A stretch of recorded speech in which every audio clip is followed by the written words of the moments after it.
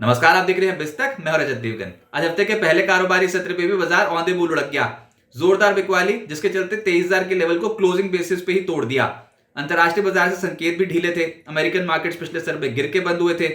उसमें कोलंबिया के ऊपर टैक्स लगा दिया डोनाल्ड ट्रंप ने, यह खबर थी। 25% का टैरिफ लगाया और 50% तक करने की बात थी अगले हफ्ते तक। अब यह समझ में आया कि कोलंबिया पे अगर ऐसा हो सकता है तो फिर कनाडा पे, मेक्सिको पे और चाइना पे तो लगभग तय ही है कि 1 फरवरी को टैरिफ लगते हुए नजर आएंगे। हमारे मार्केट अपनी ही तकलीफ में, अपने ही वजन के तले दबते चले जा रहे हैं। कहीं खरीदारी नहीं दिखाई देती सिस्टम में। और वैसे इस हफ्ते यूएस में एफओएमसी की पॉलिसी बैठक भी है। अब ब्याज दरें वहां पर छेड़छाड़ हो या ना हो, हमारे मार्केट तो पहले गिर गए ना। बजट से पहले कुछ उम्मीद थी कि कुछ पुल बैक देखने को मिलेगा। 1 फरवरी को आना है बजट, ऊपर से ये मंथली एक्सपायरी का हफ्ता है तो कुछ शॉर्ट कवरिंग भी ड्यू थी, लेकिन कुछ नहीं हुआ मार्केट में। आज के सत्र में फिर से गिरते ही चले गए स्टॉक्स। और ये एचएनआईज में जिस तरीके का इस समय पैनिक है, भैया किसी का अगर करोड़ों करोड़ों रुपया मार्केट में लगा हो और मार्केट टूटती चली जा रही हो, रुपया टूट रहा हो, तो कौन संभाले अपनी पोजीशन। तो ये डर के मूड माहौल में टूटती हैं बड़े क्लाइंट्स के पोजीशंस। और ये जो पोजीशंस छूट रही हैं हायर लेवल्स पे, इसके चलते भी थोड़ा तनाव बन रहा है। एफआईएस तो वैसे ही बेच रहे हैं। मिड कैप शेयर्स बहुत भयंकर तरीके से आज के सत्र में भी टूटे। और गिरने की जो परसेंटेज होती है वो होती है ज्यादा। चढ़ने वाले जब चढ़ते हैं तो चढ़ते हैं कम क्वांटम के साथ। और सूची भी बिल्कुल ऐसी है। गिरने वालों की सूची तो बहुत दिखाई दे जाएगी आपको, चढ़ने वालों की हिम्मत उतनी दिखती नहीं। आज गिफ्ट निफ्टी बता रहा था कि स्ट्रेट अवे 172 पॉइंट, 162 पॉइंट नीचे खुलेंगे। हम 152 पॉइंट नीचे खुल गए 22,940 के लेवल पे। फिर एक झटका लगा था, 22,910 तक गए थे और एक पुल बैक आ गया था मार्केट में। तो ऐसे लगा कि हो सकता है कि पुल बैक सस्टेन कर जाए, लेकिन वो कुछ नहीं हुआ। अच्छा, दिन की जो रेंज आई, फिर ऊपर जो हम पहुंचे वो 23,007 तक पहुंचे थे। फिर उसके बाद हिचकोले खाते खाते अल्टीमेटली नीचे गए और डे लो आज हमने टच किया है 22,786। अब 22,786 का लो है और 22,829 की क्लोजिंग। 263 पॉइंट्स आपको क्लोज टू क्लोज निफ्टी नीचे नजर आएगा। निफ्टी बैंक 303 उड़ गया और यहां पर आईसीआईसीआई बैंक कुछ संभालने की कोशिश कर रहा था, लेकिन बाकी का मामला था ढीला। 48,064 के लेवल पे निफ्टी बैंक बंद हुआ। सेंसेक्स 824 अंक गवाकर 75,366 के लेवल पे बंद हुआ। और Nifty mid cap select, problem तो ये है 3% उड़ गया आज। 365 पॉइंट्स गवा दिए। 11,722 के लेवल की क्लोजिंग है। चढ़ने वाले निफ्टी पे है 8, गिरने वाले 42। ब्रॉडर मार्केट्स पे एनएससी पे चढ़ने वालों की संख्या 352, गिरने वाले हैं 2,535। कंप्लीटली डिक्लाइंस के फेवर में मार्केट। निफ्टी गेनर्स ब्रिटानिया, किसको उम्मीद थी चढ़ जाएगा, लेकिन पिछले कुछ दिनों से लगातार चढ़ रहा है। ब्रिटानिया आज भी 1.5% ऊपर। आईसीआईसीआई बैंक के नतीजे बाजार को ठीक लगे, 1.25% ये चढ़ गया।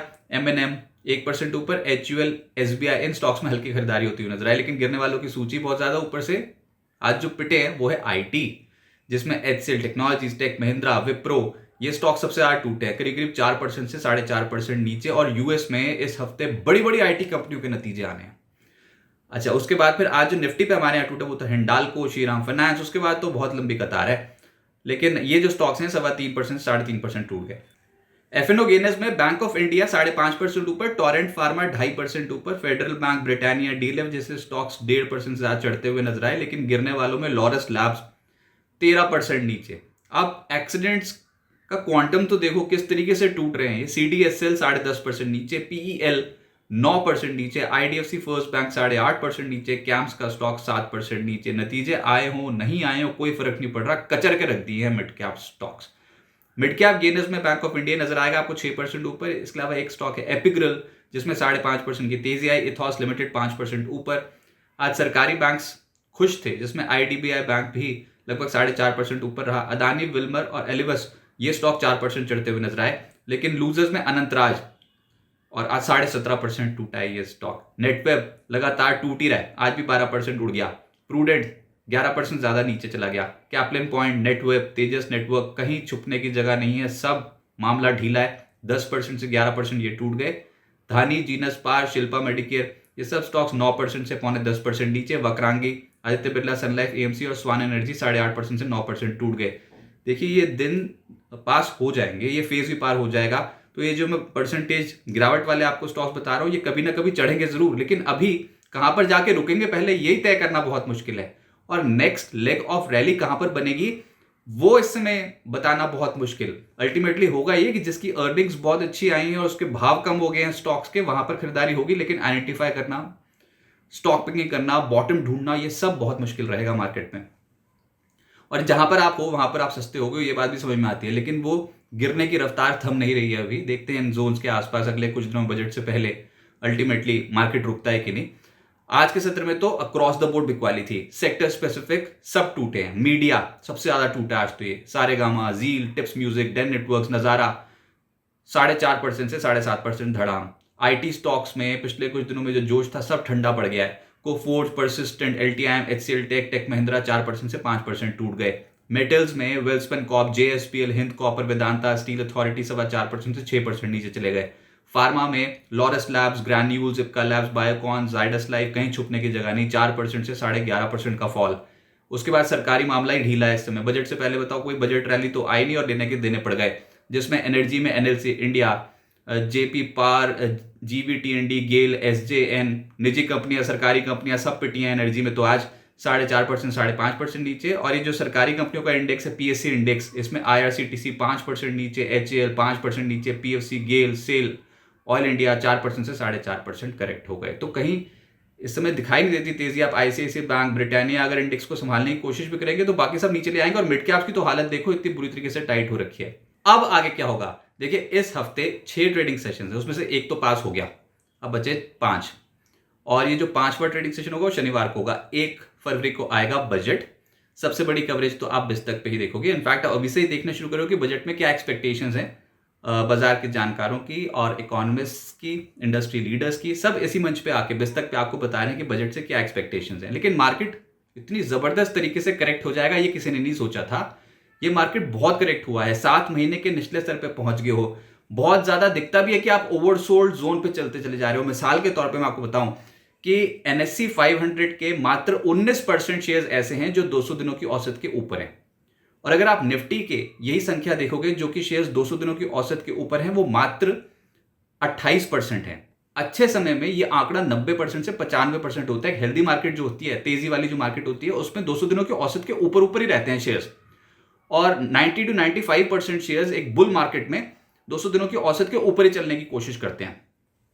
तो ये मामला तो बहुत ही ढीला हो गया। अब कहां पर जाकर रुकेगा पता ही नहीं, क्योंकि आप 200 दिनों की औसत के नीचे इतनी बड़ी संख्या में चले गए हो कि उसके बाद तो अब पेशेंट चला गया आईसीयू में, उसके बाद उसका इलाज होगा, उसके बाद वो ठीक होगा, उसके बाद वो उठेगा। अब ऐसे में आप उठापटक तो शो कर लोगे, वोलेटिलिटी तो बढ़ जाएगी, लेकिन सस्टेनेबल मूव जो कहते हैं ना, सरपट तेजी और जो खरीद लिया वो चढ़ गया, वैसे वाली मार्केट तो अभी आने वाली है नहीं। ये मार्केट है ढीली, ये कमजोरी रहेगी। लेकिन आप ओवरसोल्ड जोन पे जाओगे तो फिर वैल्यूएशंस जहां पर अट्रैक्टिव होते चले जाएंगे। स्टॉक्स जो टूट गए हैं बहुत बुरी तरीके से और जिनकी अर्निंग्स ठीक आ रही है, वहां पर खरीदारी हो जाएगी। फंड मैनेजर से काम कर लेंगे। और हमारा काम क्या है एज अ रिटेल ट्रेडर या फिर रिटेल इन्वेस्टर, सिस्टमैटिकली इन्वेस्टमेंट करो अगर इस फेज को पार करना है तो। नहीं तो ये फेज बहुत भारी पड़ रहा है। पोर्टफोलियो साफ हो गए हैं। 7 महीने के निचले स्तर का मतलब जून को छोड़ दो, जब इलेक्शंस आए थे, जब उसके पैनिक लो लगा था।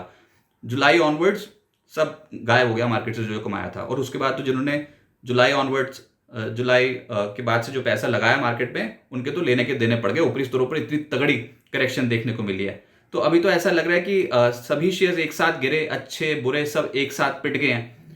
तो जब चढ़ाई होगी तो अच्छी क्वालिटी के शेयर्स पहले फ्रंट पे आके बैटिंग करने की कोशिश करेंगे। देखते हैं वो अब इन स्तरों के आसपास रुकना तो चाहिए कायदे से, बहुत ज्यादा पिट चुके हो। लेकिन बड़े निवेशक अभी लौट नहीं रहे हैं क्योंकि उनको बहुत तगड़ा झटका लगा है। तो वो एक और बड़ा ट्रिगर देखेंगे। अर्निंग्स देख लिए हैं थोड़ी बहुत, और उसके बाद फिर वो बजट में जो अनाउंसमेंट आएगी ना, उसके आधार पर वो अपनी रणनीति तय करने की कोशिश करेंगे। फंड मैनेजर्स भी उसी आधार पर। तो एक बार बजट देख लें कि वित्त मंत्री क्या बोल रही है बजट में, देश में कितनी ग्रोथ एक्सपेक्टेड है, कितना कैपेक्स एक्सपेक्टेड है, और किसको क्या मिला, कौन से टैक्स स्लैब्स, कितनी टैक्स छूट, कंजम्पशन को क्या बढ़ावा दिया कि नहीं, ये सब देख लें। उसके बाद ही कहीं ना कहीं कैलकुलेशन करने बैठेंगे कि अब कौन से स्टॉक्स पे बेट लगानी चाहिए। और अर्निंग्स देखेंगे किसकी आने वाले समय के लिए प्रोजेक्टेड है जो पॉजिटिव रहेगी। लेकिन नियमित निवेश जारी रहे। हो सकता है कि इन स्तरों पर जहां पर आप रुके हो, या फिर 22,600 22,700 यहां पर भी बहुत अच्छा लेवल है, जहां पर अट्रैक्टिव लेवल एक पूरे बुल रन का 50% के आसपास का रिट्रेसमेंट आ जाएगा 22,600 के आंकड़े के आसपास। और बैंक निफ्टी पे 47,600, 47,700, 47,200 बहुत हो गया। ये वाले लेवल्स अगर आ गए तो फिर ये एकदम से अट्रैक्टिव बाय लेवल्स हो जाएंगे इंडेक्स के तौर पे। हमको इतनी आदत नहीं है 200 दिनों के औसत के नीचे रहने की। इस समय तो करीब करीब 80% जो मार्केट है वो 200 दिनों के औसत के नीचे मिल रहा है आपको। तो रैशनल सोचना चाहिए। अब गिरावट में खरीदारी का मौका आया हुआ है, इसको धीरे धीरे करके जो सेल लगी है उसको एब्जॉर्ब करने की कोशिश करें। सिस्टमैटिकली इन्वेस्टमेंट ऑन रहे, रखें, क्योंकि जब ये फेज पार हो जाएगा तो एटलीस्ट उसके लिए तैयारी करनी है। अभी पेन बहुत है सिस्टम में। ये थोड़ा सा बजट और साथ साथ एक्सपायरी, एफओएमसी की पॉलिसी बैठक, ये सब ट्रिगर्स जो है मार्केट पे भी वे करेंगे, और उसके बाद हो सकता है कि बड़े निवेशक जो हैं, एफआईज जो हैं, उनका रुख इंडियन मार्केट्स की तरफ कुछ सकारात्मक बनते हुए नजर आए। लेकिन टेक्निकली आप बहुत बहुत ओवरसोल्ड होते चले जा रहे हो।